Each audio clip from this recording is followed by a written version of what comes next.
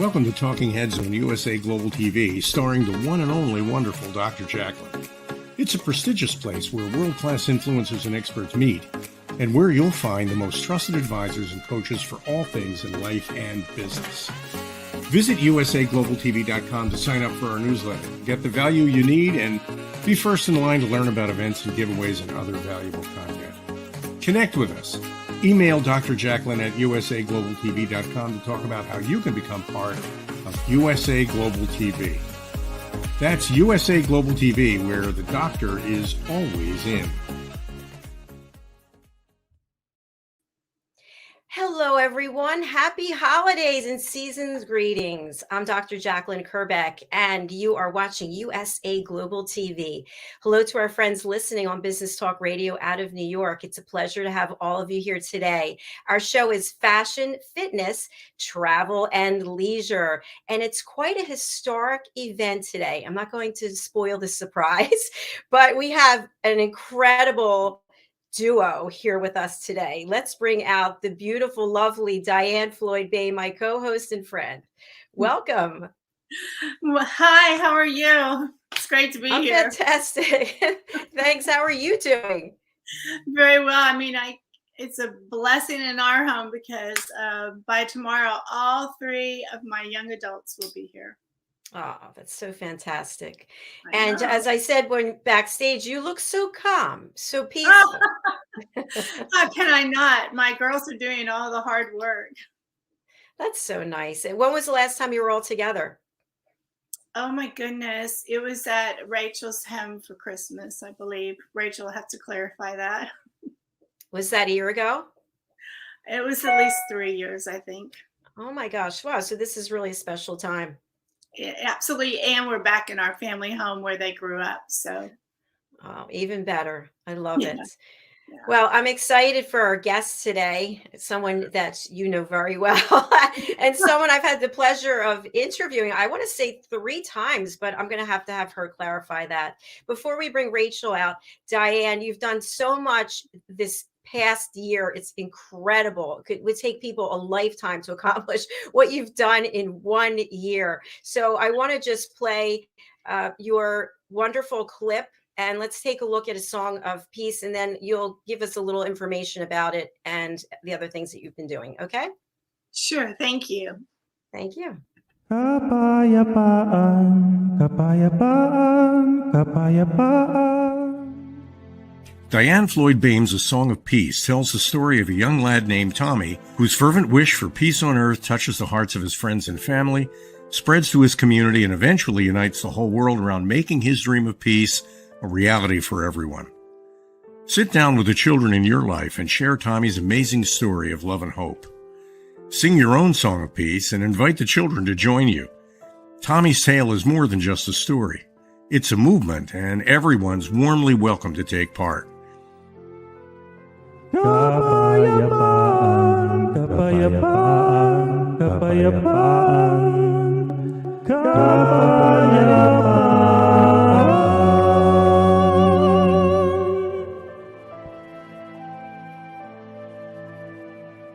You'll find A Song of Peace, along with many other wonderful learning and enriching opportunities for children of all ages, at DiannFloydBoehm.com.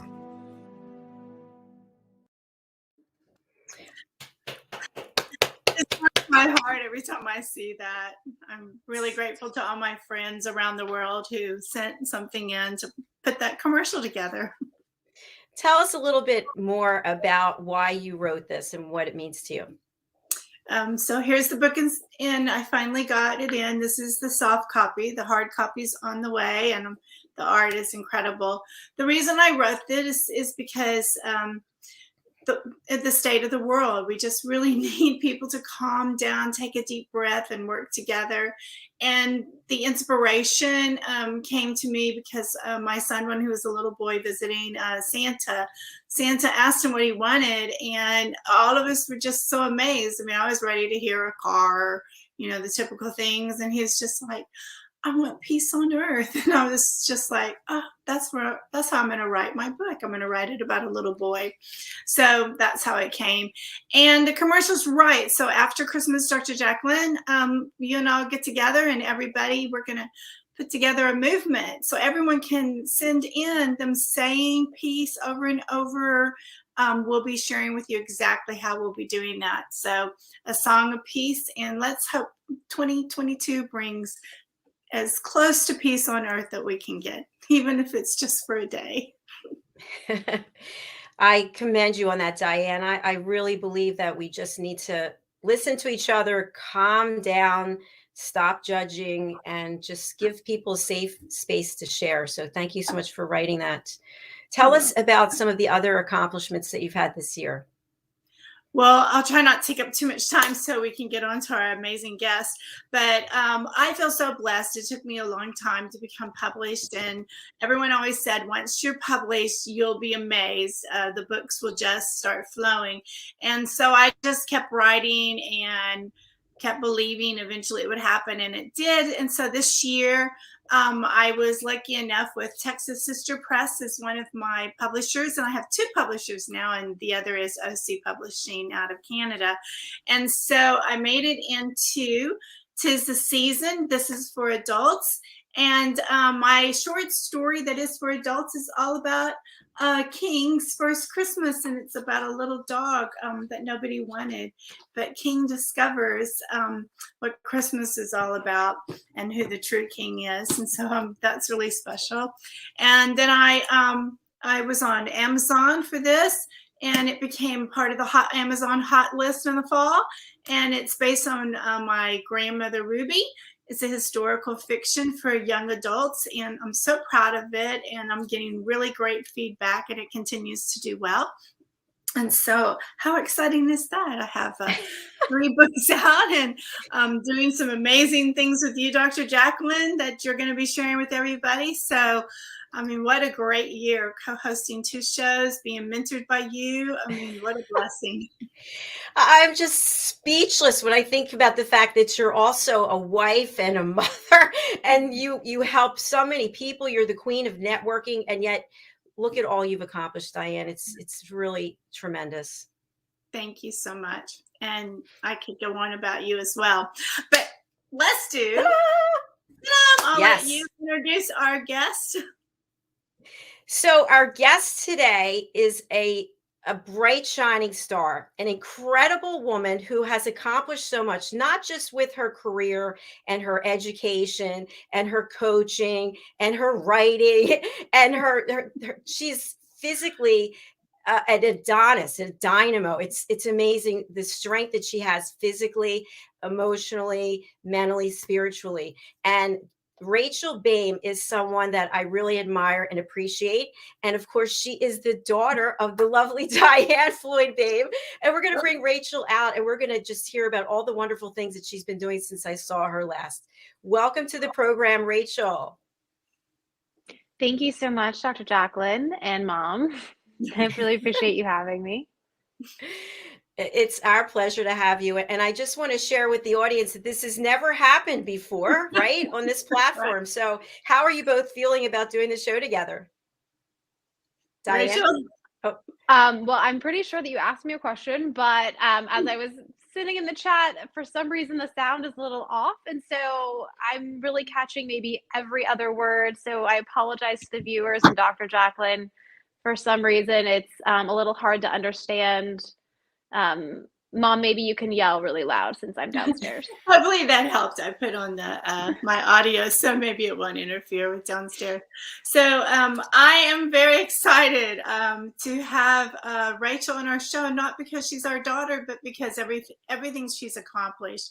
And of course, I know all the backstories, so I'll let her go. But I think what she's designing for the world to become part of and taking care of themselves is amazing. So Rachel, how do you feel about me being co-host with you on the show? I'm sorry. So yeah, I'm sorry again. I Dr. Jacalyn, if you want to, so again, I apologize to the viewers. I really can't understand what y'all are saying to me. at all. no. But I know I promised to talk about the themes of like self-leadership and self-investment in the new year. So maybe it's helpful if I just kind of start throwing that, and then feel free to interject, and maybe I can get some of those, or if anybody's watching, they can pop some questions into the chat. Is that helpful? Yes. Okay. So I guess first of all, right, self-compassion is not one of the things I listed, but it seems to be the theme for the moment, since I typically work with a lot of high achievers. I'm a high achiever myself. I know Dr. Jacalyn is, and as well as my mom.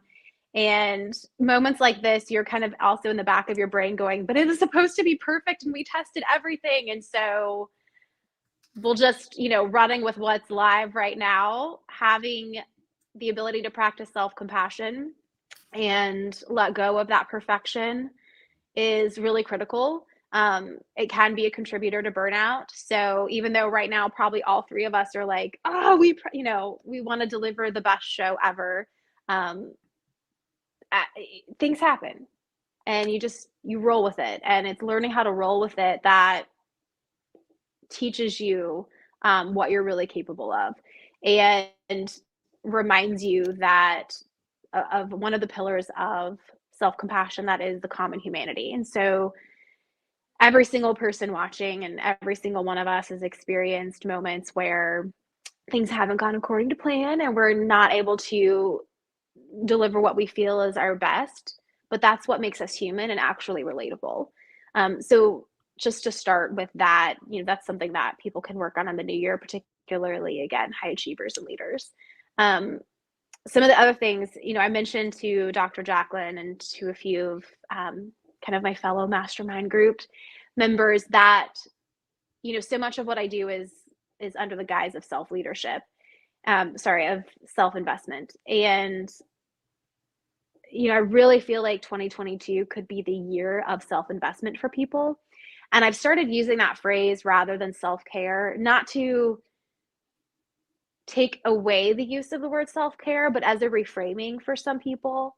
I think self-care is a great descriptor. It's a great word, but sometimes it can be used so much that we gloss over it. We forget the power and the meaning of what it is, or we equate it to things that maybe seem frivolous, or that we are afraid we will be considered frivolous for paying attention to. But if you reframe it like self-investment, that might be a way to help you give time and space for it. And so self-investment could be financial, it could be spiritual, it could be really anything, again, that is tied to self-care. This is so critical. The busier you are, the more important it is to invest back into yourself. So think about recovering as hard, if not harder, than you work out, for example. And again, mentally, physically, again, it's so hard for people that are the stereotypical type A personalities, right? The, again, high achievers, the leaders, we feel like we need to go. Entrepreneurs. It is so critical to take a step back and realize that taking care of yourself is a part of your job. Washing your face twice a day, taking a shower, washing your hair, stretching, moving, getting your finances in order. All of these little things are a way that you invest in yourself. And when you do that, even taking 5 minutes for yourself will build exponentially, because you will gain so much more energy back. So it's not a 5 minutes spent, 5 minutes reward. It's probably more like 5 minutes spent, 10 minutes, 15 minutes. You will gain back so much more and be so much more productive if that's how you need to measure it. You will also demonstrate to people that they are allowed to take care of themselves. And by being that role model, it will make you a stronger leader. It will make you a stronger supervisor, business owner, teacher, whatever your role happens to be. Rachel, thank you so much for sharing that. So many wonderful, important points. And I like how you framed it up with self-investment. Your mom has, she's left the show so that we can have communication. Can you hear me all right? It's a little better. I don't know what the deal is. I've tried it on cell and I've tried it on Wi-Fi. So maybe I'll run up to her story room Yeah, so and we could see if pause that for a break. connection But works better. yes, that sounds great. But before we do, I just want our audience to know, not only are you a doctoral student, you're a board certified wellness and health coach, you're a published author, you're an employee engagement strategist. What are some of the things that you do to give yourself that self investment that you need? Because you're go, go, go type A off the charts. And yet you also look so calm and beautiful and glowing and peaceful. So some tips that you could give us would be really appreciated. Sure. I think you asked me kind of what I do to kind of Yes. practice what I'm talking about. Okay. So yes, I do a lot. And I think that is a testament to what I'm talking about. I'm very, as my family can attest to a conversation we were having earlier today, I get up in the morning, I get up early, I go to bed early. Like I very much value my sleep, my rest time. And, it's, I think I'll interrupt kind of the answer to your question just to say, because I said I get up early. There's a lot of buzz about get up early. That's what successful people do. Honestly, we all have our own circadian rhythm. So if you are not built, so to speak, to get up early, you don't have to get up early. The point is that you're being don't hear me early and that's kind of the answer for you. The point is I have a standard routine that really tries to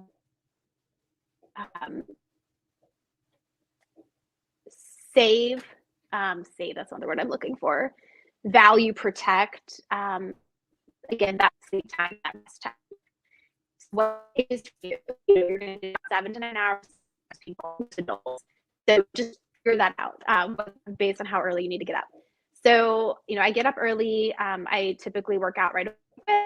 I nourish my body and my mind with, food that is typically as unprocessed as possible.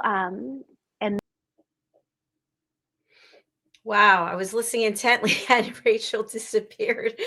We are going to take a break, and I think Rachel will log back in and we'll hear more of what she has to say. Something that I just wanted to comment on when she was talking about hours of sleep. I know that when I worked in corporate and I retired last year, I was always up by 5:30 in the morning. And I think that's great. I'm very disciplined and very structured. And now that I have my own businesses, I actually sleep a little bit later. So I'll get up at 8 o'clock, which is shocking. Last year, if you had told me in the beginning of the year I'd be getting up at 8 o'clock, I wouldn't have believed it. So I think the point is, as time changes, our needs change. As we get older, we need different things. So I get more sleep now than I used to get in the past, and I feel so much better. So I think that based on what Rachel was saying, find out what works for you and then just go ahead and implement it. So each of us have things that are working and then patterns of behavior that are dysfunctional that we probably should look at and evaluate. How can we get rid of some of the things we're doing that are not working? All right, so we're going to take a break and then we will be back with Rachel. I see she's backstage, which is great. So we're actually going to watch a music video that I really love. It's called Nothing Is Wrong With Me. And then we'll be right back with Rachel Boehm on fashion, fitness, travel, and leisure.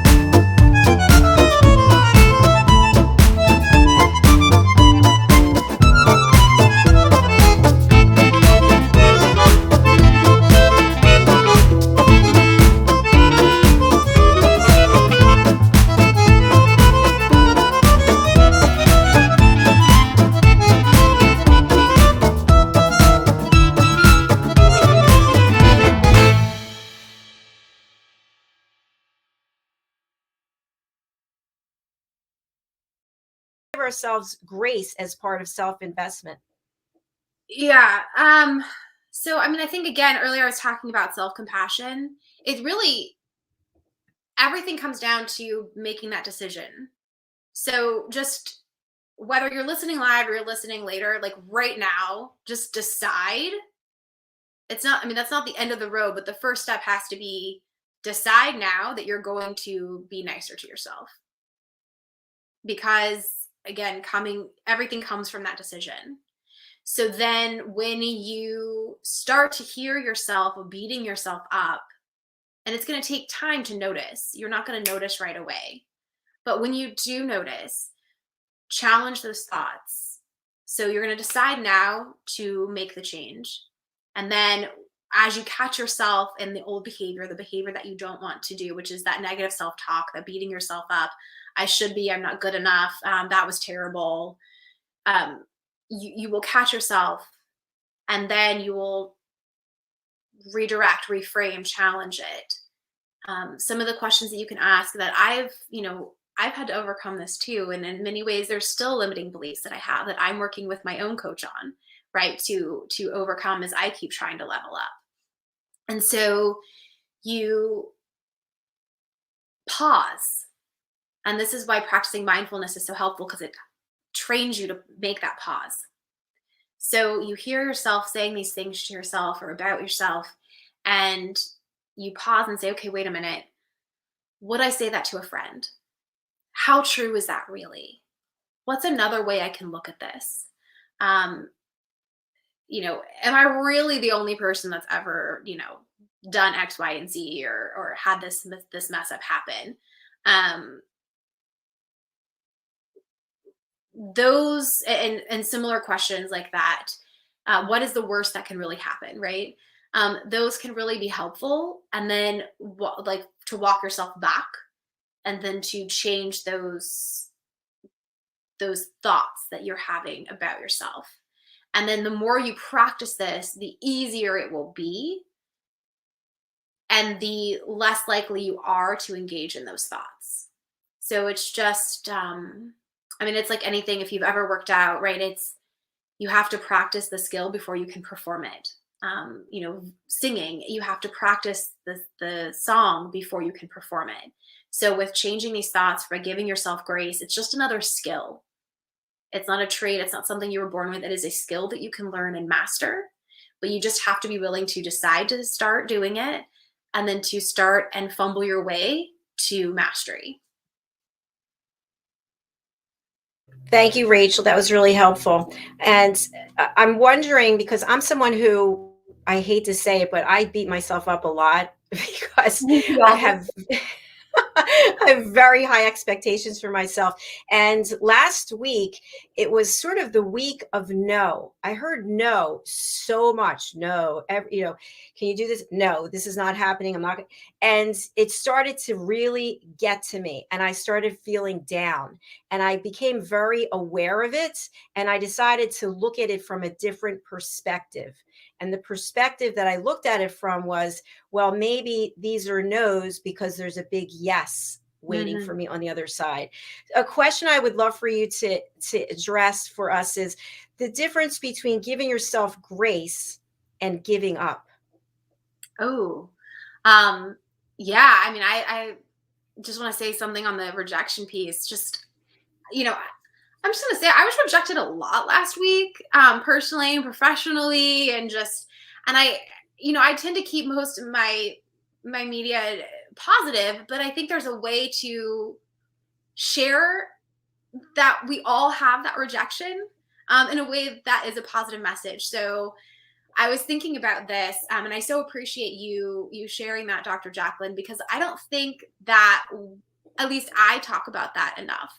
And it was interesting because I had someone tell me, I want to do what you do in terms of my business that I'm building. Like, I want to do that with you, but I'm just, you seem to you be so successful. You seem to be so good at doing this, that, and the other. And I'm not. And I'm like, well, I didn't start where I am now. I had to become that person so that I could achieve what I'm wanting to achieve. And I'm still not where I want to be now. And I face rejection all the time. It's just I'm a lot better at handling it because I've developed that skill. And so just for anybody that's watching that feels like, oh, that person probably never experiences rejection, or that person, when I get to this level, I'll have it all figured out. That, I will never get turned down, or the disappointments. I definitely used to think that, and it's so not true. You just get more skilled at handling them. But then, so thank you for that little sidebar. But to your question on the difference between giving up and self-compassion, again, it comes back to what you're telling yourself. So there's also a difference between giving up and changing your mind. And that's something that I really had to experience and discover coming out of college. Was changing my mind isn't failing. Changing my mind isn't giving up. Changing my mind is changing my mind. So if you want to change careers, change directions, change whatever, and you feel at peace with that, that's changing your mind. If you feel like you're a failure, so you should just quit, that's quitting, that's giving up. If you feel like if you're telling yourself, oh man, I don't think I'm good enough, but maybe I can get better, that's the beginnings of developing self-compassion.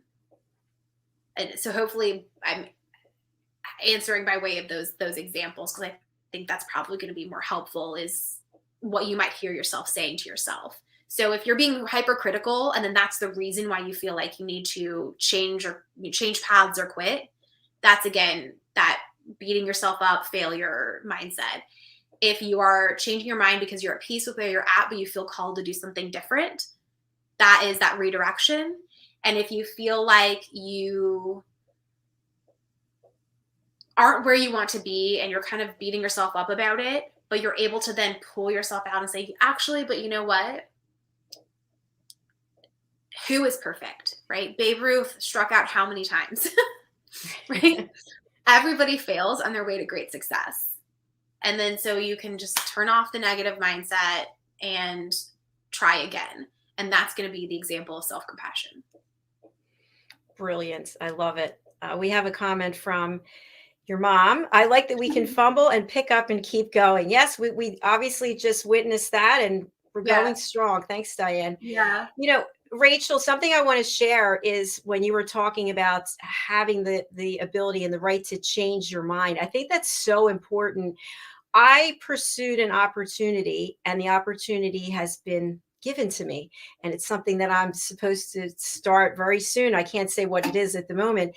And as time has gone on, I've really been thinking about, I don't think it's exactly what I thought it was going to be. And I don't know that I want to do it, but I'm so much ingrained in, well, I pursued it and they said yes, so now I have to do it, whether I want to do it or not do it, because that's being loyal and doing the right thing.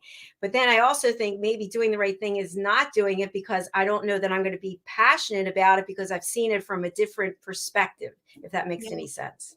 Oh, absolutely. So I mean, it's the sunk cost fallacy, right? Tell us more. So pulling from economics, there's this idea of sunk cost, right? So I've already invested so much, I should just keep going. We don't think about what we're losing by continuing to go.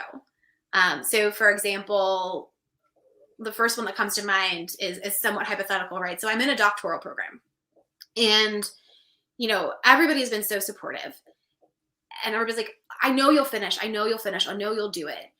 And yeah, most likely I will. I don't intend to quit. However, what I've told myself is I'm not allowed to quit when it's hard. I'm allowed to stop and not finish the degree if I have decided at any point it is no longer serving me.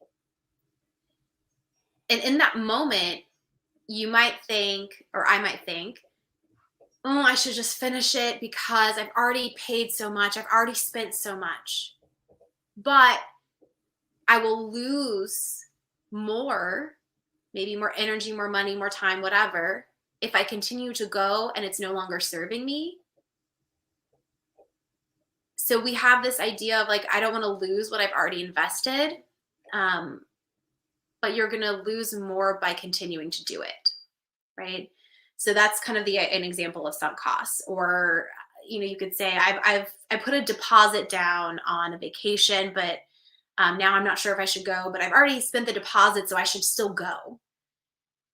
Okay, well, maybe not. Maybe you should just lose what you've invested and not go. And that can be a hard decision to make because we have this, loss aversion, but you want to be aware of the sunk cost fallacy and not buy into it.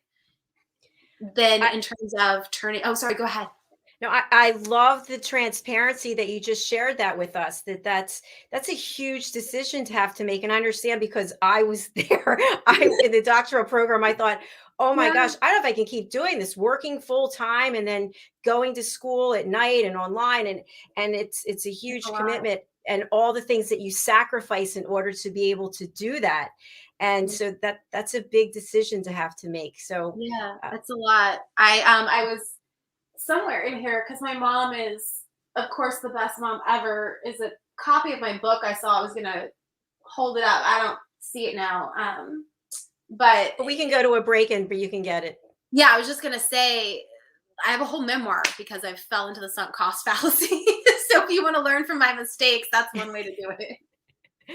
Well, it's something else I think that's really important is, and again, I'm just going to speak for myself with the decision for the doctorate or the decision for this new opportunity is the beating up factor, right? Where it's just, you just hear in your brain, it's like, what are you talking about? You said you were going to do it. You told everyone you're doing it. And now you're just not going to do it. What's everyone going to think? Who cares what everyone's going to think? It doesn't matter what anyone thinks. It just matters what you think, what I think about the decision, because we have to live with it the rest of our lives. Exactly. When I was starting my business, I was really, really insecure. Even, for years after starting it, I was worried about what people would think. And something that, some of my team members shared with me and that, I pass on and have to remind myself too, right? Because we still get into that mindset is those people don't pay your bills. Right. So, okay. So if they are thinking that you're a failure or thinking these things, they probably weren't in your corner to begin with. So really, who cares? And again, you have to take care of yourself. You have to make the decisions that are best for you. If they don't pay your bills, then they don't have to get a say, right? And there was, I don't know which celebrity posted this. I saw it kind of going through social media, so forgive me for that. But somebody, I guess, posted that if you have a problem with me, call me and tell me. And if you don't have my number, then I probably don't care. Or you don't know me well enough to know you don't know me well enough to have a problem with me. And I really liked that, right? It's just however you need to rewrite it for yourself, because some people may have your number, but it's so true, right? Like don't give people so much power over you. I think we give up too much of our power. Yes, I totally agree. I love what you just shared about the celebrity. That's something to think about. Something else I'll share when you just talked about your last statement is when I got my doctorate and the company where I was working, I was so excited because now I was Dr. Kerbeck, right? I spent 7 years getting this. And I was told very promptly that you are either an academic or you're a salesperson. So if you want to work here, you're a salesperson, you're not Dr. Kerbeck. And they would not call me Dr. Kerbeck. And that really bothered me because I thought, wow, I earned this. And then I thought, why do I care? I have the diploma. I know I'm Dr. Kerbeck. If nobody calls me Dr. Kerbeck, that's fine. But that was sort of a wake-up call for me that I thought everybody was in alignment with what I had accomplished. And really no one cared. And not only did they not care, but they were not going to support it. Yeah. Yeah. I think for me, I had been looking at doing a doctorate for quite a while. And, it took time, unfortunately, to find the field. Like I knew what I wanted to look at. It just took time because it's not very well known to find the field. And then it took a few years while I was searching for that right fit, and I'm so glad I actually didn't find it for a while because when I first started looking, I was in it for the wrong reasons. I was looking to self-validate, um, and to try to make up for what I felt I was lacking, rather than. And the reason I thought of that is because you were saying, like, you were so strong and saying, like, well, who cares? I know who I am. I know what I've accomplished. But I think that would have just deflated me if I had gotten the doctorate. If I had been the person I was several years ago and gotten the doctorate then, I'd been like, no, but this was supposed to fill me and help me, be enough for this. And now I think I would be in the place where, you said, you're like, okay, I mean, that sucks. I worked really hard for this, and I would appreciate you respecting that and honoring it, but it doesn't invalidate who I am and what I bring to the table, whether you call me that or not. Yes, that's so true. And I remember I was speaking to one of our executives, and I was lamenting about the fact that I had been in this really bad relationship, another one that, was my fault because I was in it. And this executive said to me, just think of it this way, you never would have gone for your doctorate. So it was interesting. I was in a dysfunctional situation, and I thought, well, this guy doesn't have time for me anyway. So why don't I take this time? I've got my full-time job, a part-time job. I'll just go and get a doctorate. so it is interesting how and why we pursue things. You were talking about timing, and I am so glad that I did it. But again, it's a personal decision. So I totally respect you for whatever decision you make. Yeah, thank you. I'm loving it right now. So it's all good right now. But, when you said that, it reminded me of this story, and I don't know, obviously, if our listeners have heard it. But it's a towel story of a farmer, and we don't probably have time for me to tell the whole thing. So just the gist of it is that the farmer has a son, and the son, falls off a horse and breaks his leg. And so all of the neighbors, come over and they say, like, oh, I'm so sorry about your son. That's terrible. And the guy's like, we'll see. And then, war comes, and the men of the village are taken to fight, except for the son because of his bum leg. And they're like, oh man, you're so lucky. And he's like, yeah, we'll see. And so on and so forth. And so the farmer keeps experiencing either these setbacks or these push forwards. And all of his neighbors are like, that's so terrible. Oh, that's so wonderful. And the guy the whole time is just responding with, we will see. And I think that's such a wonderful lesson for us, because what we label bad and good, it's not across the board. There's certainly horrible, horrible, tragic tragedies, and there are wonderful moments. But the point is that in these little moments, these little experiences, it's often how we respond to them that make them charged one way or the other, positive or negative. It's that reaction. We don't know how it's going to play out. And so, just finding a way to respond with, okay, this happened now.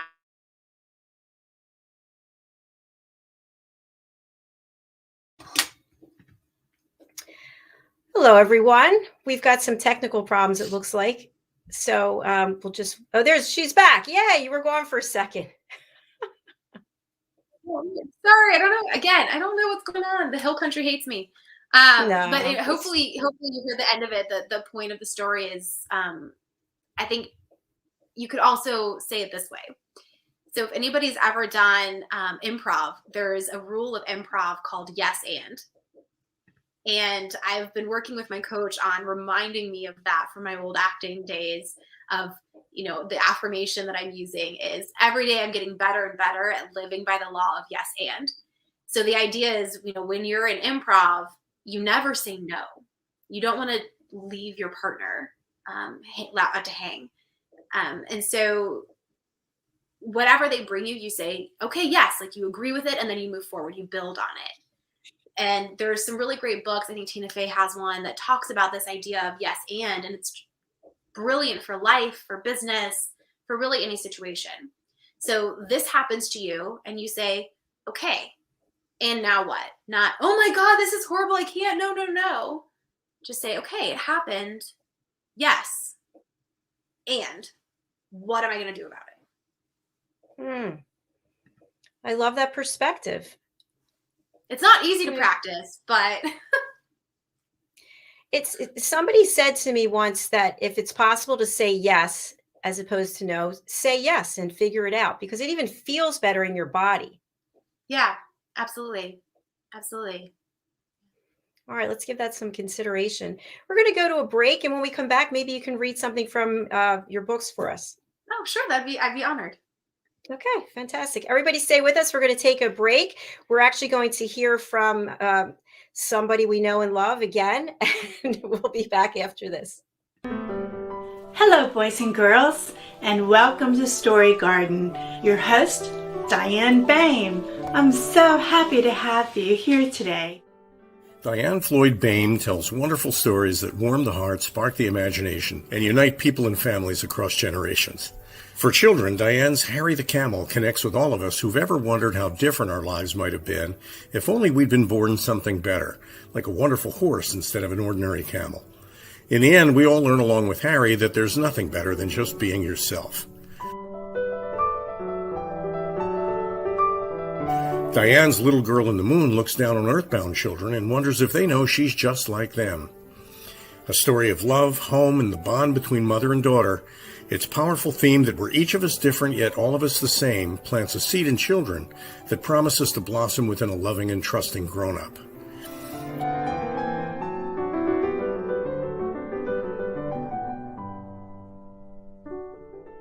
Diann's new biography, Rise, recounts the experiences of her grandmother, Ruby, to reveal the hidden strength of the human spirit. Ruby's story inspires all of us to become the best versions of ourselves. You'll find all of Diann's delightful books and much more at DiannFloydBoehm.com. Visit DiannFloydBoehm.com. That's DiannFloydBoehm.com. I don't ever slow up, no I don't take shit. I got no love for the fakeness. If you wanna play tough and wanna hate this, I'll always show up. I don't ever slow up, no I don't take shit. I got no love for the fakeness. If you wanna play tough and wanna hate this, I'll always show up and make a statement. I don't ever slow up, no I don't take shit. I got no love for the fakeness. If you wanna play tough and wanna hate this, I'll always show up and make a statement. Everything I do so instinctive and so passionate. Every word I move so descriptive like an adjective. I got a vendetta against people who patented being negative when you should be getting Hello, after it. everyone, and welcome back to USA Global TV and Business Talk Radio. Our show today is fashion, fitness, travel, and leisure. And Diann Floyd Boehm is literally in the house, but she's not on the screen. So with us today is Rachel Boehm. She's a public speaker, published author, doctoral student, board-certified wellness health coach, and an employee experience strategist. And so much more. Incredibly talented and brilliant. Thank you for being here. I'm totally enamored and in awe of you all the time, because it's not just everything that you've accomplished on paper, but it's just what you put out into the world, your presence and your heart.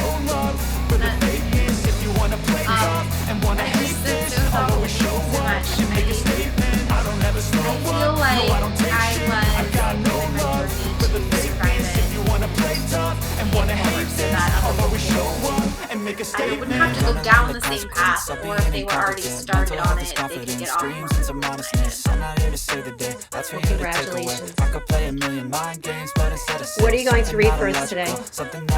Well, I admit I didn't even think about doing this, so we're just going to go with kind of the first things I was able to turn to in the break. So I'll read from my memoir, which is available on sale right now. So this is a collection of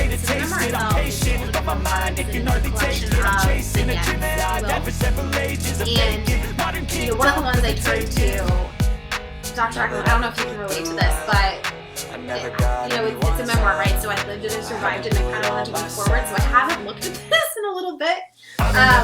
So it's funny, some of the ones I turned to. So this is chapter 4 from one of the first self-depression. And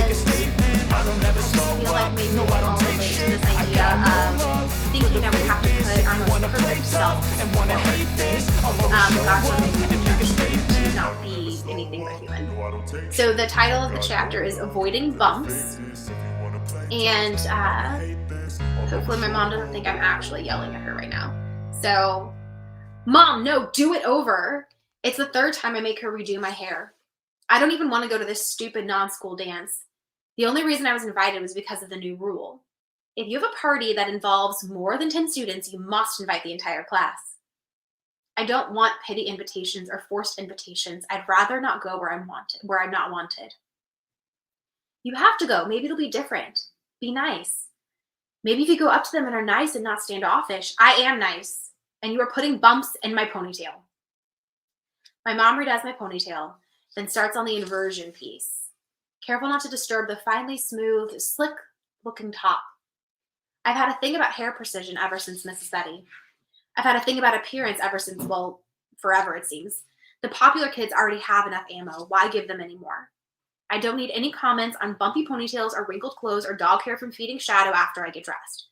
Why do parents do that? Tell me before I get dressed that I have to feed the dog? I can't go to school with dog hair on me, certainly not a school-related dance. I can't have anything off about my look. I'm going into enemy territory. I need to be and look sharp. This is junior high war. Junior high wars are serious business. It's a non-school dance because it's not thrown by the school. It's thrown by two of the families who could probably buy all of Austin. They've rented out an entire hall, hired caterers and a DJ. The DJ has his light show going and there's dry ice. My family could never do this. I don't belong here. Just skipping ahead. I see some girls laughing and they look over, then back at each other and laugh. A group of boys does the same. They have to be laughing at me. Maybe my hair is messed up, or am I flashing the way I'm sitting? Is my dress wrong? It's from Dillard's, not one of their stores. I get lost in analyzing my appearance, looking around, wondering what it is about me that's so funny when I hear, Rachel, do you want to dance? I have a stroke. Jason just asked me to dance. Jason asked me to dance. For a split second, I'm elated. And then my defense kicks in. This is a prank. It has to be a prank. I'm not falling for it. No, my knee hurts. That's why I'm sitting. He walks away and I want to leave. The payphone receiver is heavy in my hand as I dial collect. I don't have a quarter. Just lip gloss borrowed from my mom. My dad accepts the charges. He doesn't sound happy about it. I want to leave. They make me wait an eternity. I'm supposed to try harder. I try nothing. I keep to the perimeter. Finally, they scoop me up. Did you dance at all? My hair is perfectly intact. What do you think? I muse. No. And then on a lighter note, this is my first book. It's actually no longer published, but there is a sequel coming, so I thought that might be fun. So this one is a collection of kind of quips and witticisms learned through work, relationships, entrepreneurship, health. And Dr. Jacalyn, I think this speaks to kind of some of the themes that we've been talking about. The first is, busy is not life's Olympic sport. The busy badge is not a gold medal. You do not win in life by being so busy. It's like really a pet peeve of mine, the whole busy thing. Okay. And Me since too. we're in the holidays and everybody is embracing cultures, hopefully, and, you know, even just your culture versus your family's culture, it's comforting that every culture has its version of chicken noodle soup. And then lastly, again, speaking to what we've been talking about here today, the only credential you need to live your life is confidence. Wow. Brilliant. I'm still seeing you there at the dance, sitting there. And Yeah, it's, you know, I couldn't remember how long the chapter was, so I thought I'd skip through it a little bit because I wanted to respect our time. But I mean, I think we can all relate to moments like that where, you know, it's funny, as I've reconnected with people from various parts of my life, you know, you see somebody as something and they see themselves as something else. And so in your mind, because of whatever you feel like you're lacking, you think they have it, but they're going through their own same, you know, stories.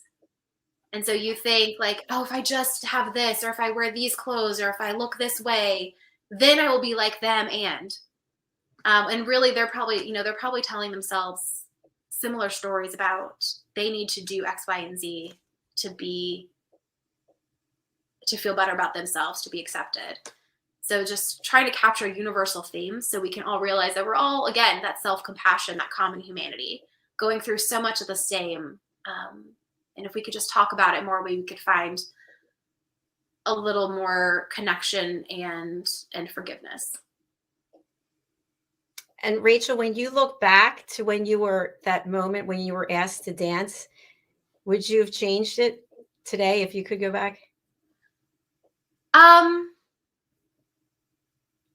I don't know, actually. I part of me says, well, yeah, because I mean, like, even if it was a prank, what's the worst that can happen, right?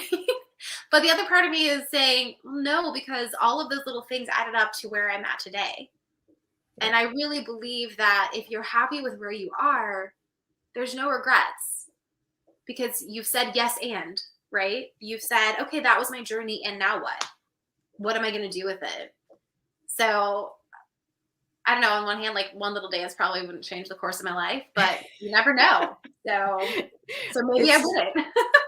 It's true. I'll share something with you. I was asked to go to the prom for a guy who was older than me. I went to his prom, and he was actually up for prom king.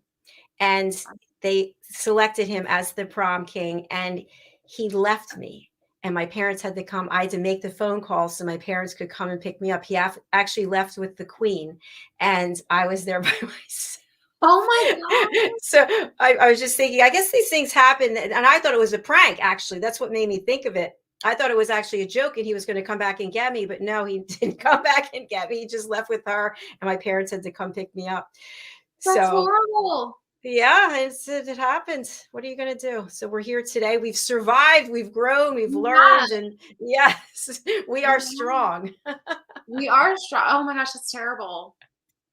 Oh. So, Rachel, as we come to the last part of our show, what are some things that you are going to change or embrace for the next year? Yeah. Well, I mentioned that I have my own coach, right? So I have big, audacious, scary, terrifying goals that I've set for myself for the end of 2022, and I have no idea how I'm going to hit them. And so that's one change. Is I used to feel like you had to know how to achieve the goal. And what I'm learning by working with my coach is, and being reminded, is that the kind of the big scary goals are the best ones. You don't have to know how to achieve them. The whole point is, that's my mom's computer, sorry. That's the whole point. The fun part is figuring out the how and learning how to have fun along the way of achieving big goals. And then I also mentioned, again, I have my own limiting beliefs still. What I remind others and what I have others remind me is that anytime you try to level up again, you're going to come to face with those old paradigms. And it's really helpful to have people in your corner that can help you move through that resistance. And so, in some ways it's a continuation of what I have been doing, but just at higher levels. So I have business and personal goals, professional goals, but just taking them to the highest level while having as much fun as possible along the way, I would say, is probably the biggest self-investment. That sounds very exciting. How much pressure comes along with that? As much pressure as I put on myself. So some days it's a lot and I have to practice what I preach, and other days, again, it's not. And I've decided I've done a good job practicing what I preach. Again, it's that idea of high achievers, right? The end of the day, the only person that's really putting that pressure on myself is me. And I just try to remember that. And so, I think sometimes people like us, maybe, I probably should just speak for myself, but, people that are, big goal chasers, high achievers, we're afraid that if we let up even a little bit, we won't do anything. Right. As if it's all or nothing, right? Like, if I don't go full throttle all the way, all the time, it means I'm going 0. And that's just not true. Like, you can go full throttle sometimes and then just like cruise at 60 for a while, right? Like, Yes. it's not an all or nothing. And so just finding a way to have that peace and that fluidity is really important. And I have to remind myself of that. Well, I'm right there with you. That is something that I have to work on every day because I'm very much black and white. And I feel like if I have so much more that I want to accomplish, that if I kind of take my foot off the gas, then I'm going to have to take all that work to get back up to 65 again. And I'm afraid to do that. So I just keep going and going and going. But I do things that are healthy. I make decisions for myself now that are much better than what I used to do, but I still have this drive to accomplish so much more. Yeah. Yeah. I mean, I think the drive is healthy, right? It's just making sure that you give yourself a little refuel along the way. Yes. A question that I have for you that I debated if I should ask her or not, but I'm going to is, you're sitting in your mom's chair, right? Yeah. And your mom has also accomplished so much. How do you feel having parents who are such incredible, successful role models? Was that a lot of pressure for you growing up that you had to hit certain marks, certain points, certain accomplishments? No, actually, it wasn't at all. I'm saying that's not because they might be listening or they're in the same house as me right now. Like, I truly feel so lucky because my parents really never pressured me to hit certain things or do certain things. When I said I didn't want to do piano anymore, they said, okay. When I said I didn't want to do volleyball or any more swimming, they said, okay. They let me make those decisions. And, they asked me why. It wasn't just like, they said, like, why? And we talked about it, but they honored how I was feeling. And, I couldn't be more lucky. What they've also shown me is how cool it is and how possible it is to have different phases of your life and different chapters. My mom has done so much, and even my dad has had so many different little chapters along the way. And that, I think, helped me make the decisions that I've made to have different careers. And then to be able to pull all of those skills that I've developed along, from those different careers and apply them to the next one and apply them to the next one, rather than what we used to think is, well, you need to be on one trajectory. So I think it is true that sometimes, high achieving parents can put that pressure on their kids. But my parents have done a really beautiful job of instilling us what we're talking about, which is you can accomplish amazing things and stay humble along the way and stay grounded along the way and not put the pressure that you have for yourself onto other people. Mm.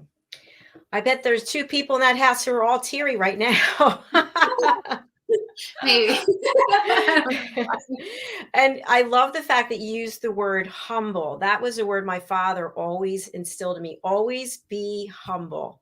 Mm-hmm. And I think that we need a little bit more of that in the world today. But you are just so inspirational, Rachel, in so many ways. And I'm just so grateful that you're here. I'm glad the technology, the energy gods were with us so we could have this interview. And I did put up a post about I Am Not, and it is on sale today. I looked it up. So head over to Amazon and get that. All right, Rachel, what would you like to leave our audience with as we close out for the holidays? I think the biggest one is, it's just so much of what we've already talked about, right? Say yes to yourself, right? And it's not because it's a play on my company name, which is Yes You. Say yes to yourself. You don't have to deserve it. You don't have to earn it. The fact that you exist makes you worthy of investing in yourself, of treating yourself with respect and kindness, and then pay that forward. I think we're calling it the platinum rule now rather than the golden rule, to treat other people as they want to be treated. And that includes yourself. And you don't have to wait till New Year's Day to do this. You could start right now. Beautiful. And Rachel, for people who want to work with you, they want to hire you as a coach, what type of offerings do you have for them in terms of what are the services you provide as a coach? Yeah, so I'm actually not doing one-on-one coaching right now. So in terms of that, what I can do is introduce you to the woman that I'm working with personally, and then a few others in my coaching network. I have a really robust kind of referral network. So I'm right now better at connecting just because, again, the doctorate, I have to kind of balance everything out. But there are other ways that I'm coaching with people in terms of my other business. So what I would say is if anything that we have talked about here today is striking chord with you, let's just have a conversation. And if I can't help you personally, I will get you with somebody that can. That's so generous of you. I love that. And I also like the fact that you shared that you're working with a coach, because I know I personally am working with a coach. It's at one point I had 6 coaches, but we Yeah. all need a coach or a mentor when there's Yeah. a difference between the two. So Yeah, I have 2 coaches and someone that does my fitness programming for me to make sure that I do things that I don't really want to do but need to. we didn't discuss this at all, but I just want to touch on it before we close out because it is so important. Your mom has introduced me to someone who's now a co-host, Katrina Valente, and she is a facialist, esthetician, and we talk about what it takes to have beautiful skin, and it's from the inside out, right? And so it's what we put in, it's what we put on, and you have beautiful skin, and I was wondering if you could share some tips with us about that. Oh, sure.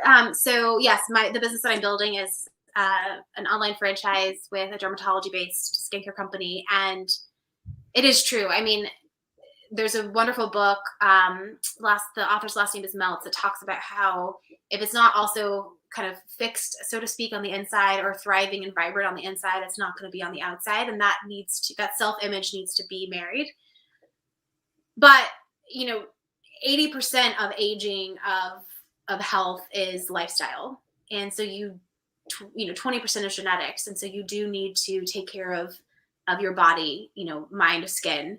Skin is your biggest organ. So, for vanity, for longevity, for health, for whatever reason that, needs to motivate you, taking care of that calling card of the casing that is your body is really critical. So right now, I think Northern Hemisphere, right where most of our viewers probably are, winter. So a few things to do would be exfoliate gently a few times a week, moisturize and hydrate your skin, hydrate also from the inside out, and then stick with that routine. Wash your face morning and evening. Don't go to bed with your makeup on. Develop a routine and stick with it. Those would be kind of the biggest, not knowing, everybody's individual skin types. Those are going to be kind of those core habits. It all comes back to habit and lifestyle and routine, right? Wash your face, tone it, moisturize it. If you need to do something beyond that, great. Pick products that are formulated for your skin type and your concern and use them. I joke with some of my clients, like, okay, you've bought the gym membership, so to speak. Now you have to actually show up. And so that showing up is just, using the products consistently. I love that analogy about the gym. It's so true. Or people belong to some kind of club. They just keep paying, but they never go. Right. Yeah. That was me, by the way. It's like, okay, I've signed up. Like, why am I not fit yet? You have to actually do it. You have to actually go. Yeah. Yes. Yeah. And something I want to bring in from a show yesterday, the Mallorca Connection, my co-host Roland Friedel, he was talking about crystal balls and rubber balls. So if you have a crystal ball and you drop it, it's going to break. And the analogy he gave was your health. A rubber ball is a lifestyle, right? So lifestyle can come and go, right? You can just drop that ball. You can change your lifestyle, so your lifestyle will change. But without your health, none of those things are going to happen. So we have to really take care of ourselves. And I think that more people, at least people I'm interviewing, speaking with, more people are actually looking at what it is that they're doing in their life that is affecting their health, and they're not even realizing it. People are having some epiphanies, really, that are insights that that they think the issues in their life are because of somebody else. It's because of her. It's because of him. It's because of this job. It's because of the television. But it's actually how we respond and how we take care of ourselves through that. What are your thoughts on that? Absolutely. That's a really interesting way to look at it. And I think health is everything. You can't, like, there is nothing you can do if you are not healthy except die. And hopefully that isn't offensive. I kind of just thought of that, but health, your health is everything. You cannot deliver anything without it. And health is not all or nothing. There's a continuum, right? So like mental and physical health, we all have both of those. It's where are you on the continuum? So there's that one piece. There was another thing that I thought of when you were talking, and I kind of lost it, so I apologize. But I think that might be the most important is everything comes down to routines, something that you're going to do consistently. I think a lot of times we're very quick to say, oh, I need a new routine. I need a new product. I need a new this, that, and the other. What you need to do is I need more intensity. And you need to be more intense about being consistent. That's true. That's very true. I know just in building this broadcast platform, it was apparent to me that I need to show up and have the programs at the same time so people know where to find us. Mm. It's like if you were going to watch something on NBC, it's not that one show is going to be on a certain time, on a certain channel, on a certain day, so people know where to find it. So it's like with routines, it's the same thing. But if your routine is ineffective and you're just doing it because it's what you've always done, it's what you've always known, now might be a good time to assess it and see what the value is in it and say yes. And the assessment is critical. I really appreciate you mentioning that, because I don't want to give the impression that, oh, I have this routine and that's just what I'm going to do forever. Well, that's just not going to happen, because you're going to evolve, hopefully, but you have to have that assessment piece, because you don't want to just keep digging yourself, right? So, if you think about it like, okay, right now, assess, like, what is going on in my life? Where am I at? What am I happy about? What am I not? What do I want to do differently? And something that I work with my business partners on, and would do with my coaching clients is, what is the best future self exercise? And I may actually still have a link to it on the On a Mission website. That's my little landing page. There should still be a link to the best future self. So everybody go do that. And you can do what I'm talking about. Envision where you want to be. Thank you for putting that up there. And then how are you going to get there? Like what are a few things that you can start doing to get there? And then along the way, so now you're going to you have an intervention with yourself, right? So you've assessed, you know where you want to go. You're going to start putting a path to get there. And then in a few months, check in with yourself. Another little assessment. How am I doing? Where am I at? Do I feel like I'm moving forward? What do I need to redirect? Okay, redirect and go forward again. And it's just this constant self check-in that I think people don't do. My dad and I called it the slow boiling frog syndrome, right? Where suddenly you wake up and you're like, 80 years old or however, and you're like, oh, I've been doing this because I just have been doing it. And I've been bored with life for however many decades. And that's just really no way to live. So the assessment, the reevaluation is really critical. yes, thanks for expanding on that. And I also want to just say that, and I've noticed this with people that I coach, I've noticed it with myself, family members, is there are a lot of distractions, and we're on this path and we're going to where we want to go, and someone throws us a distraction. And then it's like, oh, I thought I made the decision I wasn't going to do that. Oh, maybe I should look at it again. And now we're off the path. So the assessment, I think, also needs to include eliminating the distractions. I like to think of it as a parking lot. So when I'm making a decision, I look at all the variables, and then I'll I'll examine the first one, and for reasons X, Y, and Z, I'm not going to do it. So I park it in the parking lot. It's over there for 6 months. I cannot go back to that for 6 months because I already evaluated it. But there's always those little nagging thoughts in your mind that, oh, maybe I should. Like, for example, I was going to get a second doctorate and actually signed up for the program. And I was thinking about it. I really should get it because, and I thought, no, I don't really. So it went back and forth. So it's like parking lot. It's in the parking lot. We're not revisiting it again for 6 months.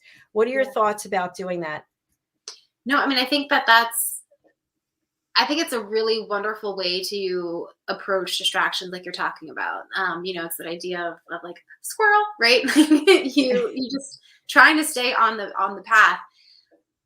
I think there are moments, so again, and that comes back to that self-assessment, that self-check-in where you want to make sure that you are acknowledging when you should come off the path. And so you don't want to be so set that you end up being closed-minded and miss something. But you don't want to not get anywhere because you're constantly, responding rather than reacting rather than responding. So I don't know if that distinction resonates, but that idea of responding versus reacting. Absolutely. Absolutely. I think that the time that we're living in now, every one of us has experienced a lot of change, and how we deal with the change is going to reflect where it is we go on this journey. So for me, I've found, I was told in my corporate career that I was always an inch deep and a mile wide. I just shared this with somebody today, and I really never knew what that meant, but I understand what it means now because type A, I'm prone to take a lot of risk and look at things that I haven't done yet, but my plate is full. So to me, these things are distractions. I need to master everything I'm doing now before I go into something else. So I take these ideas that come to me when I'm out for a walk and I put them in the parking lot and I say, okay, you're there. I know you're there. I'll get to you, but I've got to finish what I'm doing here. I think another way to look at it is, and this is tangential, it's not exactly to the example that you gave, but the taking a larger step back and asking yourself, what is the thing that I'm really trying to do? What am I really wanting to accomplish? For example, when I was looking at whether I wanted to keep doing one-on-one coaching, it's not, I don't want to do coaching, yes or no. It's okay, right now with what I have committed to, what I have time for in the life I want to preserve for myself, what can I give right now? And what do I feel called to do? So my mission, my purpose that I feel called to have is to help people live their best life. And, I don't think work should suck. I don't think work should kill you. I think that there can be a new way to make a living where you're not choosing between making a living and living a life.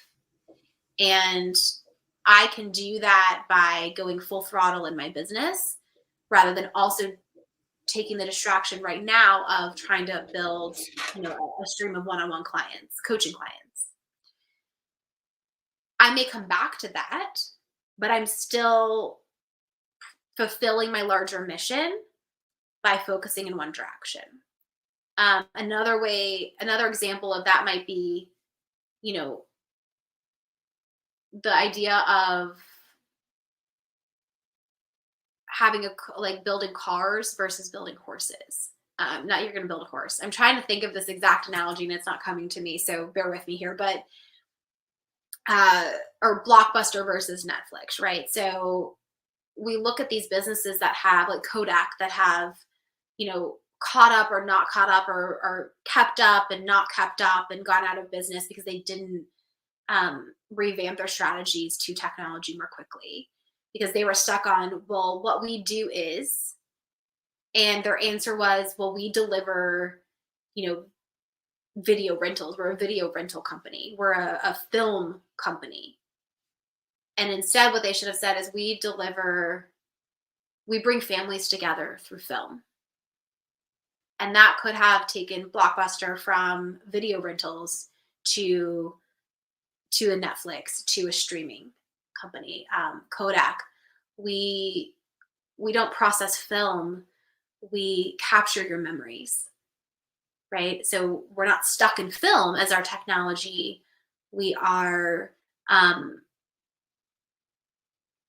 delivering, digital film, digital pictures. The point being is that if you frame what you are doing in a larger way and don't get caught up on the exact how as part of your identity, you're able to adapt more. Hopefully, Dr. Jacalyn, that's making sense how I'm phrasing it. But that idea of how you talk to yourself and how you shape your identity, write some parts of it in pen and other parts in pencil, I guess. We're adding business strategists to your list of, of accomplishments and offerings. No, I thought that was brilliant about Blockbuster and Kodak. I really did. Yeah, thanks. I think there's no Blockbuster anymore to get mad at me, but hopefully so that. There's one out in Oregon still, so anyways. Rachel, you are truly a delight. Thank you so much for being here today. I'm sorry that I kept you much later, but I just really enjoyed talking to you. Likewise. Thank you so much. It's been such an honor. So glad it worked out timing wise. And thanks to your mom also for giving you her space so that we could hear you. We wanted to hear everything you have to say. Yes. So Rachel, we have a couple of banners here. What is the contact information you would like people to take away, and who would you like to reach out to you? Oh, that's so great. Yes. So just that one right there, the On a Mission is going to be the best one. That's a kind of a landing page, if you will. So it's going to give you all sorts of links, and I keep it updated. So there's always going to be fresh content there. And then I'll have my social handles and direct contact information. I would say if you are dissatisfied with your job, your income, your life, even your skin, reach out to me, because I think of myself as a connector. So again, if I can't help you directly, I will do my best to match you with the person who can. But we can chat about what you're feeling, what you're looking for, and if among the many things that I do, if there's a way that I can help you intervene and redirect. The Boehm family of connectors. You and your mom have introduced me to so many wonderful people, and I'm just so appreciative. I can't thank you enough. No, likewise. Absolutely. It's we're all here to help each other, right? For sure. And Rachel, I'm just going to put up about your book. People can go over to Amazon to purchase Rachel's memoir, I Am Not. Perfect. Thank you. Thank you so much for being here. Merry Christmas and happy holidays. Happy holidays. Happy New Year. All right. Happy New Year.